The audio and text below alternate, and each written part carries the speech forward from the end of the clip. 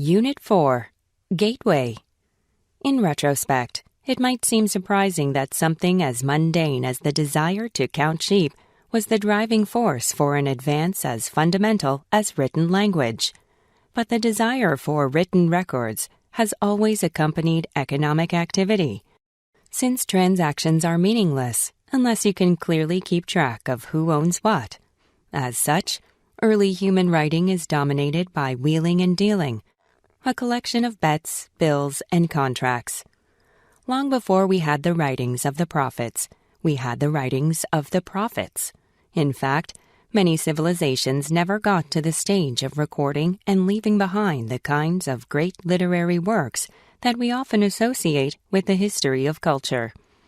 What survives these ancient societies is, for the most part, a pile of receipts. If it weren't for the commercial enterprises that produce those records, we would know far, far less about the cultures that they came from. Exercise 1. People everywhere have their special cultural rights. It is just as true in the workplace as it is in the surrounding culture. All professions observe their distinctive ways. What appears to be a superficial set of actions to outsiders knits insiders together and puts them in an appropriate frame of mind to do their work successfully. Physicians scrub for 7 minutes before doing a surgical procedure. While the necessity of the prolonged scrub is open to question with the advent of modern germicides, its traditional role in preparing the surgical team for a delicate procedure is undeniable. In the airline business, the first officer deplanes the aircraft and conducts a walk-around inspection before takeoff.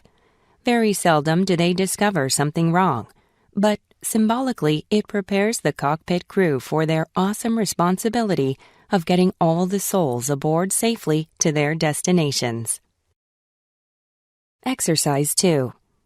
From what I have seen in counseling, the besetting sin of the father as performance-focused parent is his misguided belief that dogged disapproval will cause his teenagers to try harder and do better.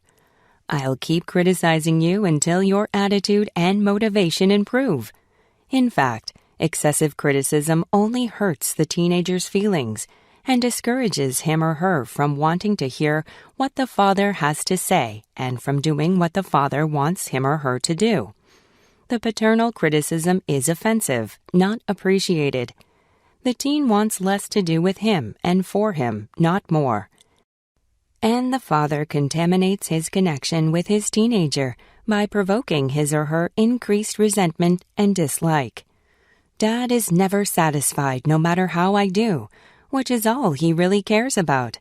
As a performance coach, a father would be far better served by praising the good than by only faulting mistakes in the misguided belief that his expressions of dissatisfaction will cause improvement. Exercise 3. When a young police officer puts on a uniform for the first time, it almost certainly feels strange and foreign. Yet other people react to that uniform in a range of more or less predictable ways, just as they do to a priest or to a white-coated doctor. These reactions help to make the police officer feel a part of the uniform and more comfortable with the role that goes with it. This is the point of uniforms. They help people think themselves into a particular way of behaving and communicate clearly to other people what function that person is expected to perform. Our dress and appearance are a sort of uniform as well, whether we like it or not. They are very powerful statements to other people about what to expect from us. Equally, they are powerful statements to ourselves about what to expect of ourselves. This, together with the way other people react to our appearance, powerfully shapes how we feel, think, and behave. Exercise 4. While individualism gives strength, it also can create a weakness if not moderated by involvement with others, family, friends, and society. Pure individualism may lead to a philosophy of convenience and a lack of participation in or appreciation of the civic and social process. This limits personal growth, mutes gaining leadership skills and traits, and deprives one of the true context of life, that is, the reality model of one's mind. The biggest problem the world now has is that we do not interact personally much anymore. Our technology removes some of reality and replaces it with perception, relativity, and inherent self-interest, often pushing us to convenience. We look at the world as centered upon us and give ourselves undue influence on the reality of events. We need to move into a position of not thinking the world rotates around us, but how we fit into the world. This is the concept of context. Exercise 5. By taking a conscious interest in your brain and how it works, and by consciously trying some of the techniques that follow, you can acquire a variety of useful mental skills.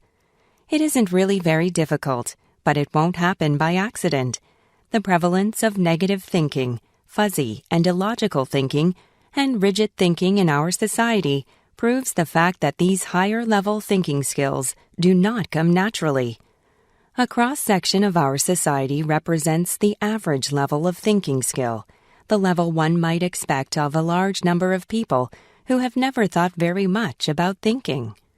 To move beyond the level of average thinking, you must think about thinking. You must pay attention to how your brain works, and you must experiment with new techniques. Once you do that, you will clearly see the value of it. Exercise 6. The term statistical significance is an unfortunate choice of words, but it's part of our research vocabulary, and it will continue to appear in reports. It refers to the fact that the results discovered, or differences between two sets of data, could reliably be expected to occur again if another study was conducted in a similar manner. But too many people hear the phrase statistically significant and assume it also suggests that the results are significantly important. That may or may not be true. Instead, think of the term as suggesting that you would expect to find the same results 95 out of 100 times if a study is replicated in a similar manner, or 90 out of 100 times, depending on what measure of reliability is used. True significance lies in interpreting the data correctly to ensure that it has meaning or importance for the organization you represent. Exercise 7. The survival of wilderness, of places that we do not change, where we allow the existence even of creatures we perceive as dangerous, is necessary. Our sanity probably requires it. Whether we go to those places or not, we need to know that they exist. And I would argue that we do not need just the great public wildernesses, but millions of small private or semi-private ones. Every farm should have one. Wildernesses can occupy corners of factory grounds and city lots, places where nature is given a free hand, where no human work is done, where people go only as guests.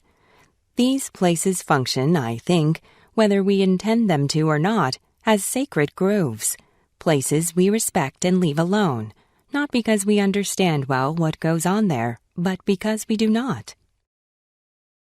Exercise 8. Facing your difficulty head-on is the first positive step in the process of fixing it. Your promotion went to someone else. Now what? Face it directly.